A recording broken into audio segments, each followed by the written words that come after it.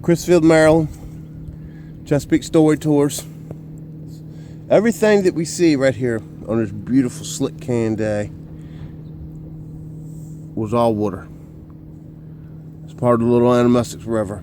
Summers Cove was just past that, the condos right there. In 1866, the railroad came. As you can see there at the end, there's what's called the Pavilion.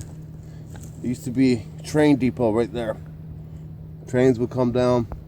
In between 1866 and 1870s to 75 era, all this was built. And it rose out of the ground, rose out of the water from discarded oyster shells being shucked and shipped out on the train. When these oystermen would come in, they would drop off their oysters, or they would already be unloaded for a buy boat, and then they would hit. These were all crab houses, oyster houses, but just beyond that were bars, brothels, gambling houses, all types of houses of ill repute. And this is why Chrisfield was a world famous place.